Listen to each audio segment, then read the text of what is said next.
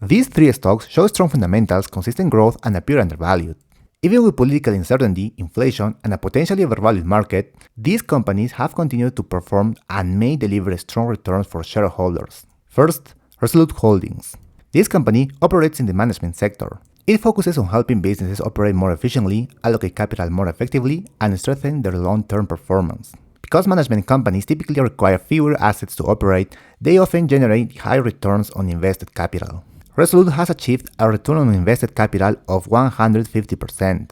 This has driven a share price increase of over 700% in just 1 year. Even after that move, it may still offer an attractive opportunity. The company started trading about a year ago at $33 and is now around $150. With a price-to-earnings ratio of 14, it appears undervalued relative to its sector, which trades closer to 25 times earnings. Financially, Resolute reports $445 million in revenue and $106 million in net income, with $293 million in assets and $251 million in liabilities. That translates into a net income margin of 24% and a return on assets of 36%. For comparison, the sector averages are closer to a 7% net income margin and a 5% return on assets. So, how can Resolute show such strong numbers and still appear undervalued? The key is that it entered the market through a spin-off. As I've mentioned in other videos, this process, popularized by Joel Greenblatt, has historically created attractive investment opportunities, and Resolute is a clear example. Resolute Holdings was spun off from CompoSecure, a manufacturer of metal payment cards, in February 2025. Before the separation, Resolute operated as a successful management-focused division within the company. But as it continued to grow, it became less aligned with CompoSecure's core business. As a result, management decided to separate it into a standalone company. The stock began trading at around $33 and initially dropped about 20%. Then a few months later, it rose more than 700%. This pattern is typical in spin-offs. When the new company starts trading, shareholders of the parent company, in this case CompoSecure, receive shares automatically even if they didn't intend to own them. Many investors, especially large funds, sell these shares, creating temporary selling pressure and a lower price. Over time, as the market begins to recognize the fundamentals of the new company, the stock can recover and in some cases significantly outperform, as happened here. On this channel, Spin-off Bull, we focus on these situations which tend to appear only a few times each year. If you're interested in this type of analysis, consider subscribing. Right now, Resolute Holdings is trading around $150 and still appears to be an attractive opportunity.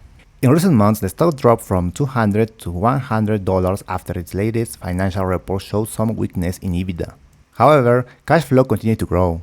EBITDA declined by 13%, while cash flow increased by 20%. This suggests that despite short-term pressure on earnings, the underlying fundamentals remain solid. So even though the stock has been volatile, the business continues to deliver strong results. Now let's move to another company that is about to transition from a lower growth segment to a higher growth one through a spin-off process, Aptiv. Aptiv currently provides both hardware and software solutions for the automotive industry. However, it is in the process of separating its hardware business to become a pure software-focused company.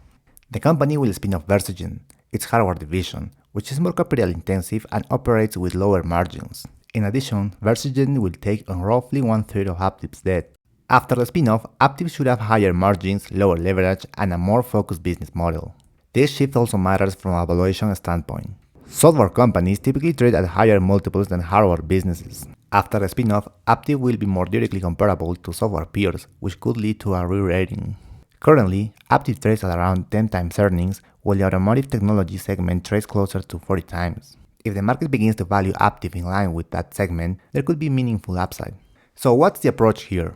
I'm waiting for the distribution date on April 1st to observe how the stock behaves. It's common for the share price to adjust downward on that date, since part of the value is transferred to the new spin-off company, Versigent.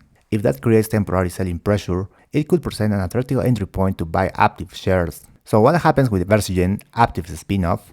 Once it begins trading independently, it could also present an investment opportunity. At first glance, it may seem less attractive since it will carry roughly 1/3 of Aptiv's debt and operate in a slower growth segment. After a spin-off, Versigent will belong to the automotive component sector. While companies in this space typically have lower margins than software businesses, they tend to generate stable cash flows. In addition, Versigent is likely to go through the same spin-off sell-off discussed earlier. When the shares are distributed, many investors may sell them regardless of fundamentals, creating short-term downward pressure. That dynamic can create opportunity. Even though it may be a higher risk investment, if the stock becomes significantly undervalued in the short term, it could offer a strong upside potential.